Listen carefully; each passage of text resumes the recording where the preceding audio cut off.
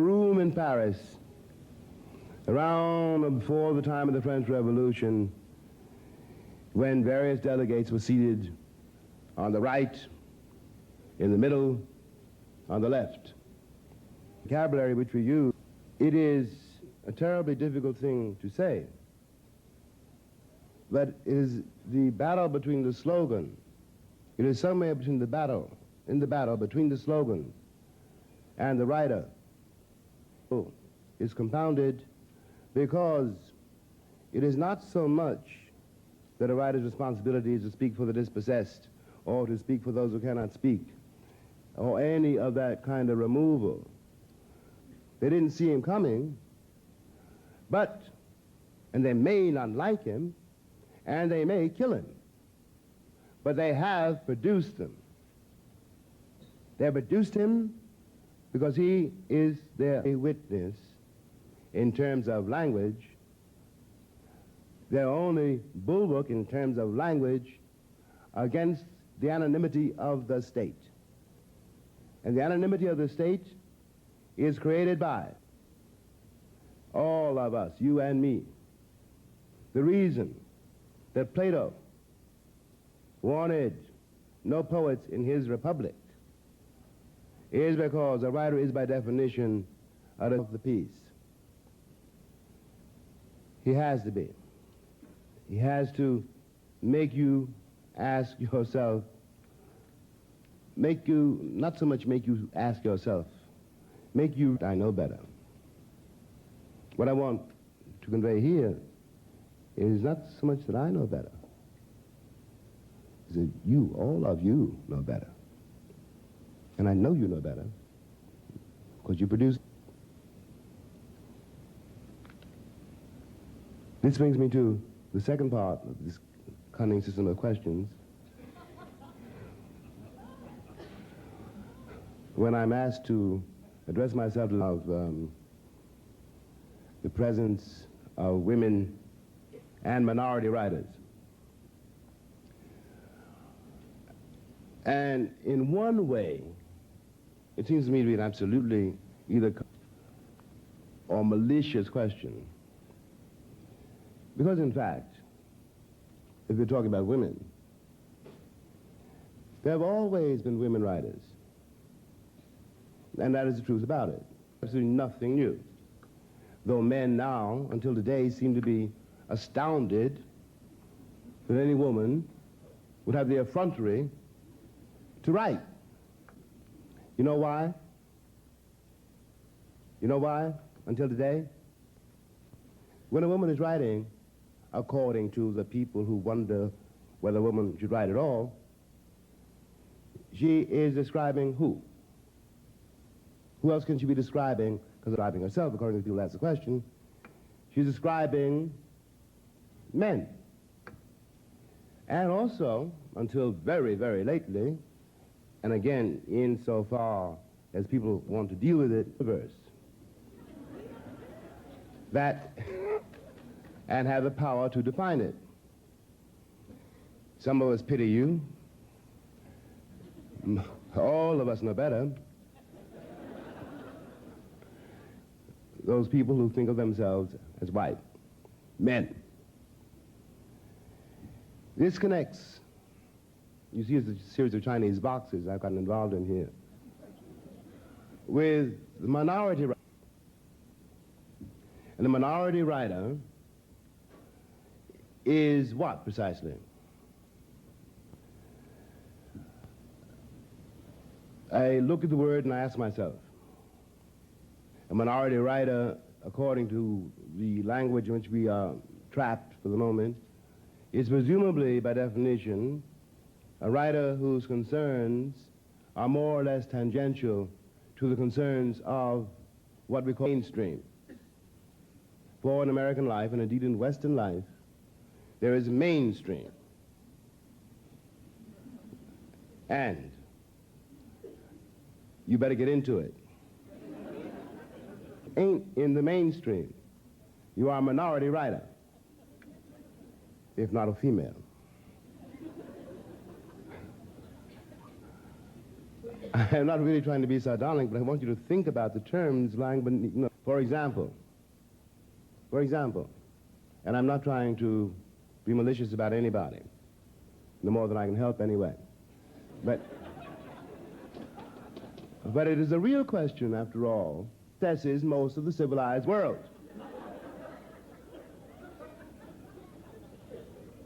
Really has anything to do with the lives actually led at this hour of the world's history in the real world. There's a level on which one has to point out that the dominant culture, a dubious term in itself, is always myopic. It is disastrous, I think, to suppose that most of the world, that world outside, which is not white, and by the way, when I say it is not white, I don't mean it's black. I mean it's varicolored. I mean it's something the American cannot imagine, doesn't dare imagine. But the concerns of what we will describe brutally, or note brutally as, the American middle class, are not the concerns of the world and cannot be the concerns of the future. What am I saying? I'm saying that the writer, and it's a divorce between the artist and the people who produce the artist. A divorce which occurs on every single level, beginning with the difficulty, the almost sheer of being a writer at all in a country and a culture so completely mercantile. It is not really a joke. You make a joke of it later. But when you're very young and you, not being entirely a fool, are forced to realize that if you're going to live at all, it is so special a condition as the Western world makes it. But what does happen, and above all in this country, is when you begun to make the first in yourself to being reconciled to being a writer, you've also, at the very same moment, the very same gesture, taken upon yourself the necessity of being a maverick. The necessity. But that's very important. It is compounded, of course, in this country by the realities of sex and the moral choices everyone in the society is forced to make. Somebody wanted to know what was the status of an American writer. And the status is a little lower, it's true, not a joke, than a competent garage mechanic. People do not take it seriously. At least on one level, they don't take it seriously. They don't take it serious enough to try to act on who we really are. And that's why the writer is always, in a way, in such trouble. I'm trying to really be honest and follow these questions down, you know. I'm sort of halfway through. No, I'm not joking, really. It is a difficult assignment.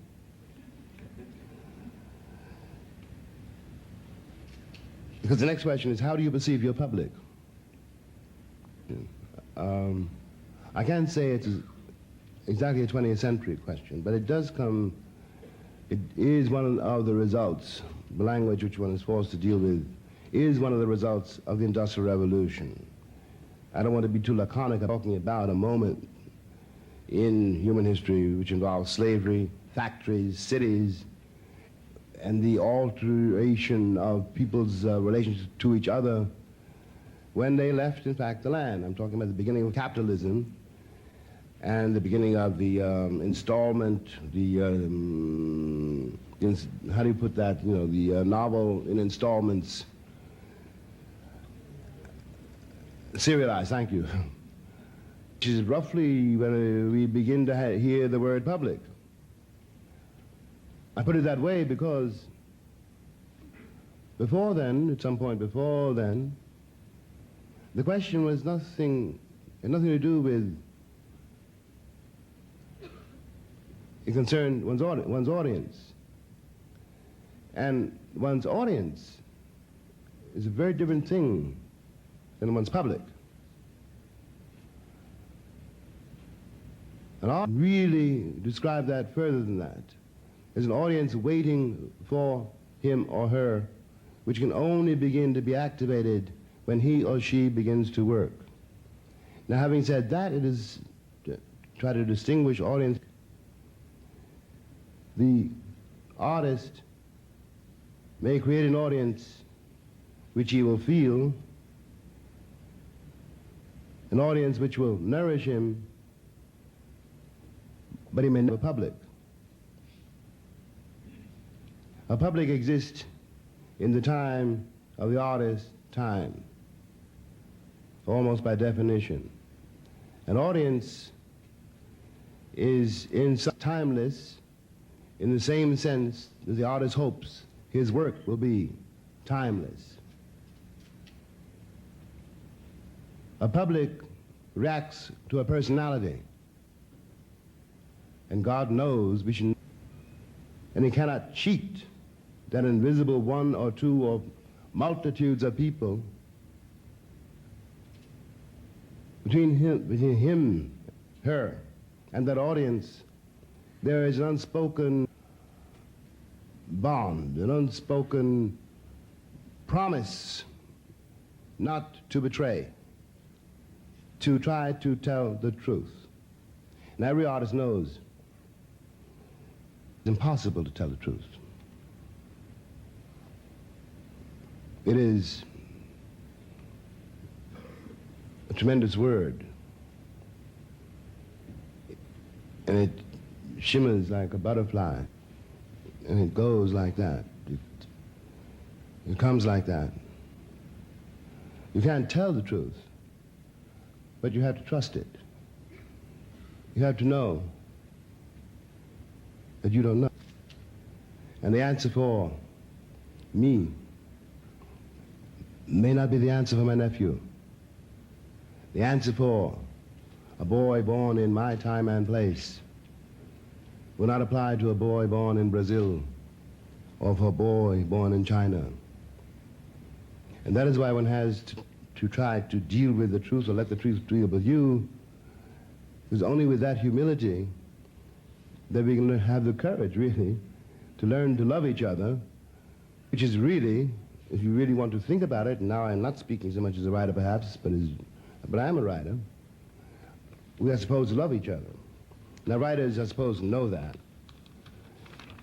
And that is what makes them so dangerous. Now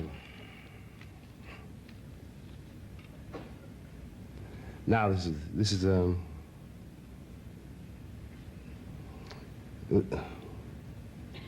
well, within the context of your perception of the role of the writer and the purpose for which you write. Why have you chosen your specific medium, meaning novel, play, poem, whatever? And that's a fascinating question, too, because I can't really answer that. I can't really answer that because I'm not sure that any writer can claim he chose it. I discovered it. I thought I would do something else, really. I think the process, in any case for me, begins very truly at birth. It has nothing to do with what you think you know or what you think you want.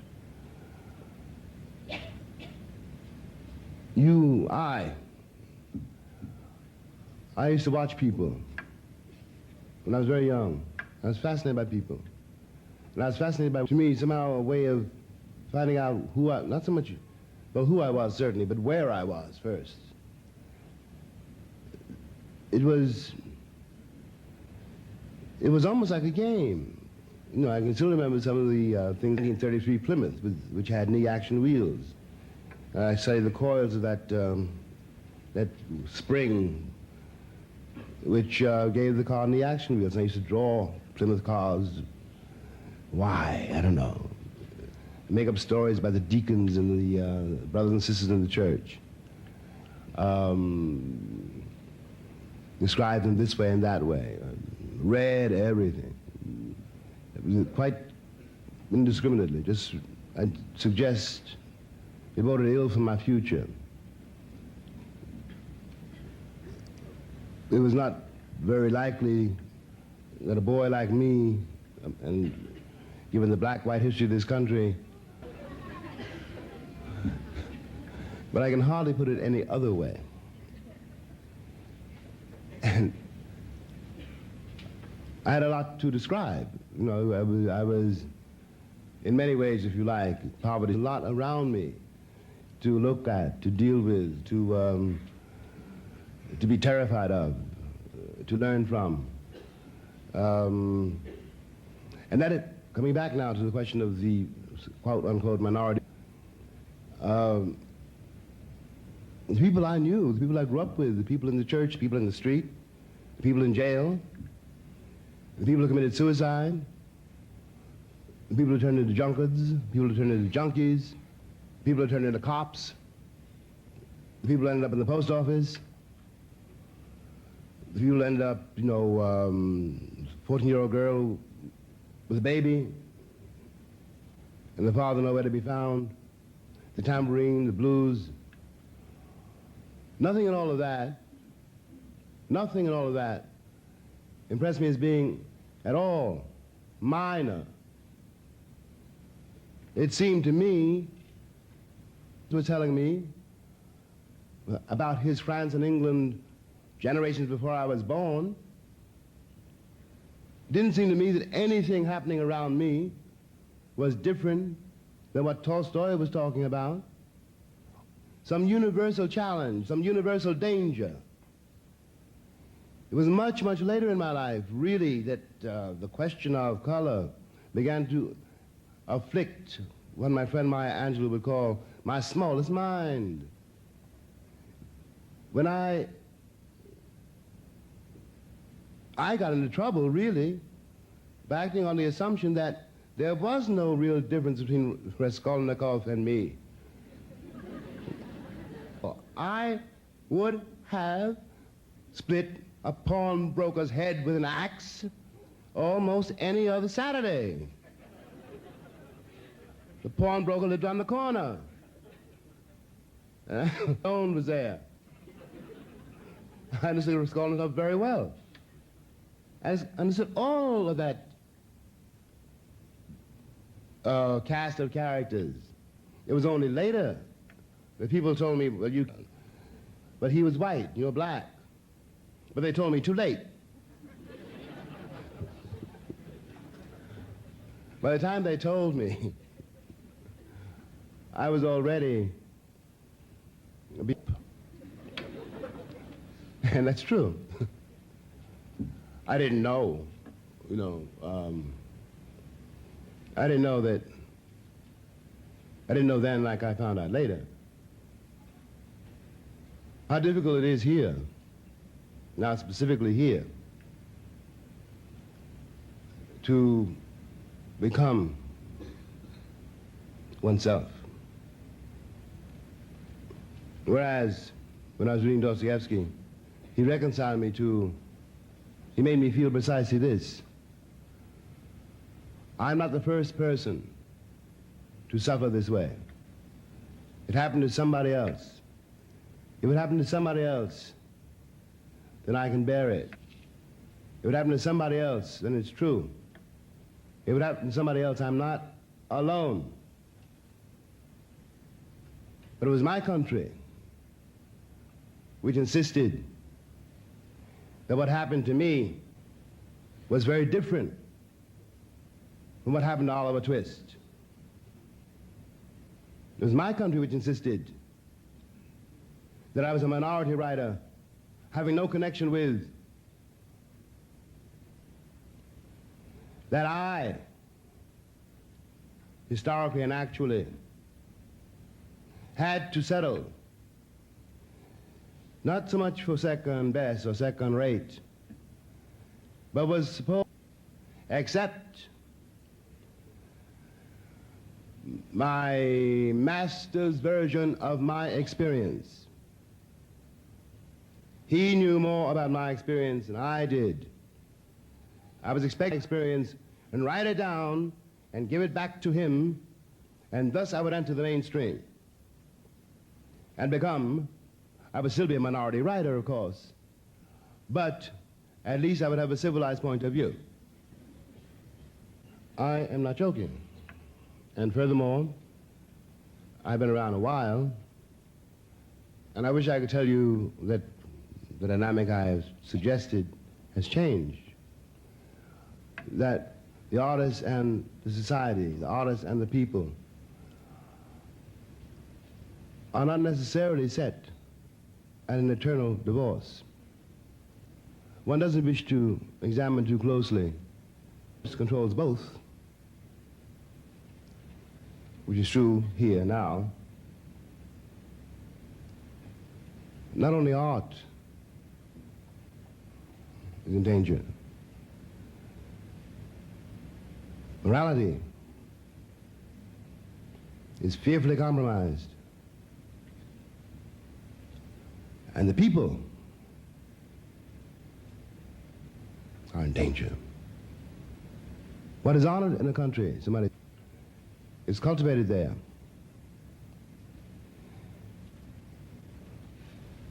And having no wish whatever to be thrown out of Plato's Republic, I will simply observe that what a writer has to look at is consequence. There is a reason it is very hard to be educated or to educate if you are afraid of experience, if you're afraid to examine precisely what the writer must examine. In short, what the writer has to do is take upon himself the responsibility for trying to tell the truth to a people who know it. There's no way for them not to know it, but who are determined to avoid it. So if I say, for example, that the solution to, at least a visual solution to, school segregation or whatever, desegregation, is neighborhoods in this time and place do not come about organically. They're built for money. I'm from the ghetto, are responsible to two things. They're responsible, first of all, to themselves. They're responsible for the country in which they find themselves, which is, after all, a result, direct result of the responsibility one takes for it or the failure to take responsibility for it. It is time in this country to overhaul a great many things, to question everything, in fact. And the hour is late. I'm not absolutely certain, that we can afford this apathy. I'm not certain, that we can wait for someone else to do it. Concern is the last question concerning the next century. And I'll skip the question about the word processor, which you don't have yet. And it may or may not influence my work. We will see. I'll come back next year and tell you. In the next century, most of you who sit before me now will be much, much younger in 17 years, which is when the next century begins, than I am now. And I'm only 59. And I'll probably be here too. But we're talking about not merely the writer's responsibility, but all our responsibility. We have, first of all, to take upon ourselves the responsibility of making sure there is a next century. It is not us. We can blow up the world. It seems to me that one has to then re-examine language, the assumptions, and the morality which has led us to this place. I refuse to believe that we cannot do better than that, that we are not better than that. I refuse to believe that we're going to let ourselves be by some of the most illiterate people in the history of the world.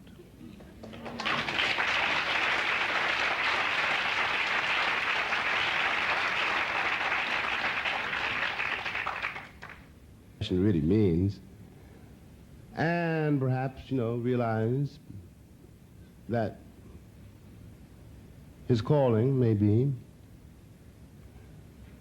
to be